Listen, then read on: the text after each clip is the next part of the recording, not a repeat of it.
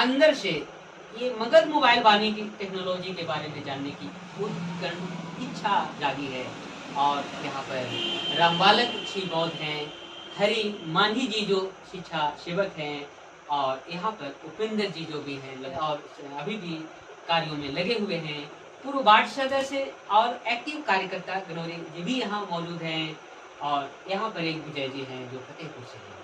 यहाँ पर जो पूर्व मीटिंग में जुड़े गनौरी मांझी जी ने इन लोगों के बीच अपने यही भी बात रखे हैं कि ये जो सोशल मीडिया का जो प्लेटफॉर्म है जिसको मगध मोबाइल वानी कह रहे हैं, जो ग्राम वानी संस्थान के द्वारा संचालित किया गया है, जिसमें IIT के एक ऑफिसर हैं, उनके द्वारा एक ग्रामीणों की आवाज को समस्याओं के निदान के लिए संबंधित अधिकारियों तक आसानी से एक सिंपल मोबाइल टेक्नोलॉजी के द्वारा कैसे भेजा जा सकता है, उसका एक बैठक है जिसमें इन सभी लोगों ने इनका प्रयोग भी किया है कि एक मीडिया प्लेटफॉर्म ऐसा है जहां पर वो ग्रामीण वंचित लोगों की आवाज आएगी और समस्याएं उस जमीनी रिकॉर्ड के तौर पर अधिकारियों तक पहुंचेगा और उन अधिकारियों तक पहुंचकर इसका निदान में मगध मोबाइल वानी के उच्च स्तरीय अधिकारी जो है, प्रबंधक जो है, उनका भी महत्वपूर्ण भूमिका और रोल होगी।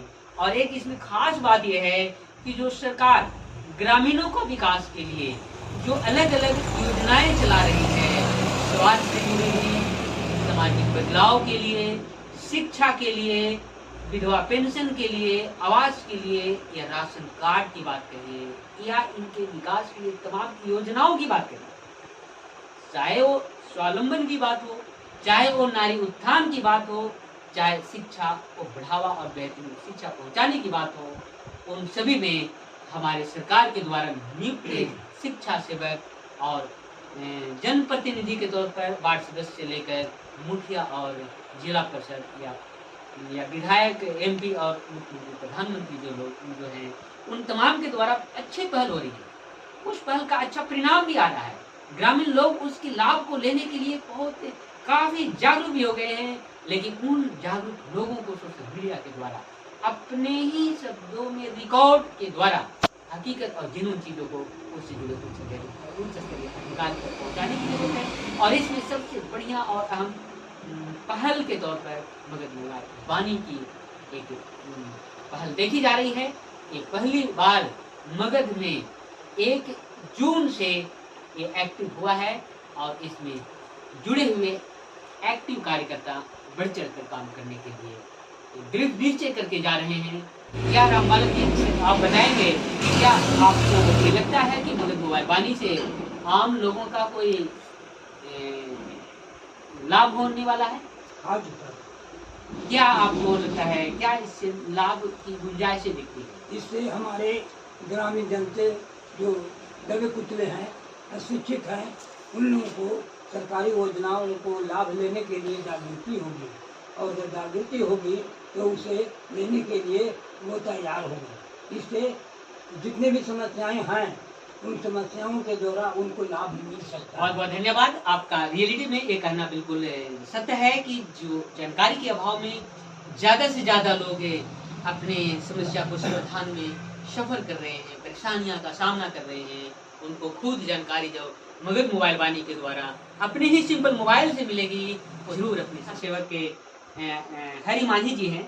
सर, आप लोगों का जो पहल है रियल में बुनियादी स्तर पर शिक्षा को मजबूत करने का है, आपने किया है, मैंने देखा है। ये है, आप मगध मोबाइल वानी को किस तरह से देखते हैं कि आपके ग्रामीण लोगों में जागरूकता लाने का एक टेक्नोलॉजी जो आई है वो कैसे कारगर साबित होगी? बहुत अच्छी बात है कि मगध मोबाइल जो वानी एक इसे जो चालू किए हैं, ये हम लोग के पूरे समस्या को हम अपनी समस्या को रख सकते हैं और अपनी समस्या को समाधान ये करेंगे।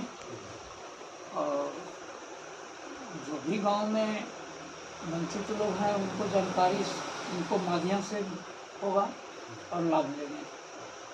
चलिए, बहुत बहुत धन्यवाद। रियलिटी में आप इस कार्यों में, आप कहने का मतलब तमाम शिक्षा से इस कार्य में लगे हुए हैं और उनकी सराहना ग्रामीण स्तर पर लोगों की भी हो रही है, और जो लोग जानकारियों से छूट रहे हैं उन लोगों को जानकारियों से जोड़ने के लिए जी, जी। आपकी जो पहल है उसमें एक जरूर अच्छी भूमिका।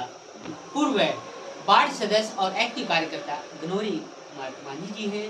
ये अपनी बात को रखेंगे किस तरह से ये मगध मोबाइल वाणी हमारे ग्रामीण लोगों में, जिसकी आवाज़ आज तक मेन स्ट्रीम मीडिया में नहीं सुनी जाती है, उसके लिए कैसे और कितना कारगर है।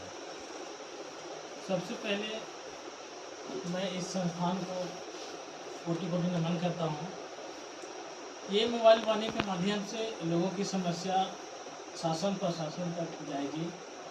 इसका निराकरण के जो पदाधिकारी होंगे उन समस्याओं को अपने संज्ञान में लेकर समाधान करने के उपाय करेंगे।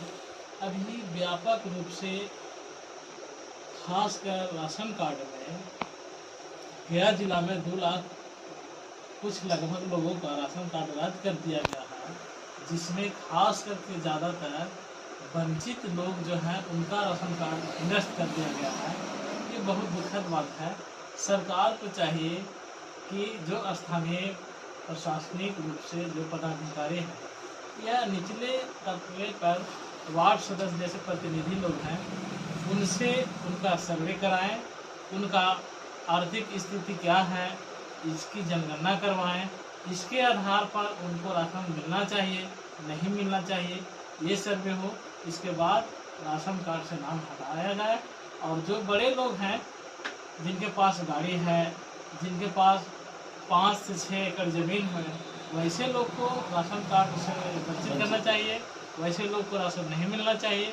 अभी वृद्धा पेंशन में भी हमने देखा है कि बहुत से वृद्ध लोगों का वृद्धा पेंशन रोक दिया गया है।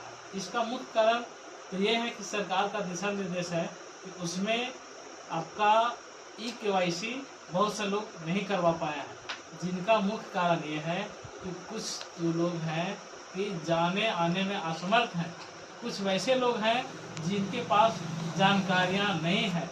अगर हम KYC नहीं करवाएंगे तो हमारी पेंशन रोक दी जाएगी।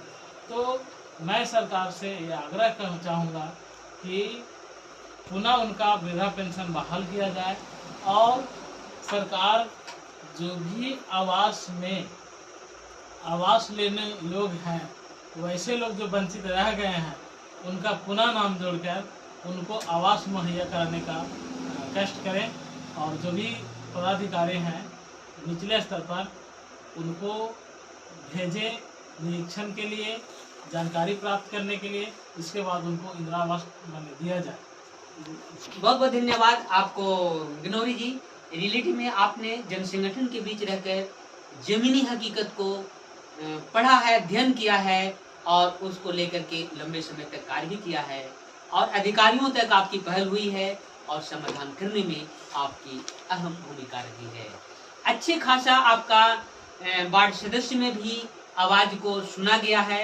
आंकड़ागत जैसा कि आप बता रहे हैं, 2 लाख समथिंग राशन कार्ड धारियों को राशन लेने में जो दिक्कतें आई है, उसको लेकर भी ये मगध मोबाइल वाणी काम करेगी। आपका जो सुझाव है वो मगध मोबाइल वाणी के द्वारा शासन प्रशासन और सरकार तक जाएगी। उम्मीद करते हैं कि सरकार अपने स्तर से, प्रशासन भी अपने स्तर से इससे जुड़े अधिकारियों का मदद लेंगे, और जमीनी स्तर पर सर्वे और निरीक्षण करेंगे, और उसके बाद इसका निदान का जरूर प्रयास करेंगे।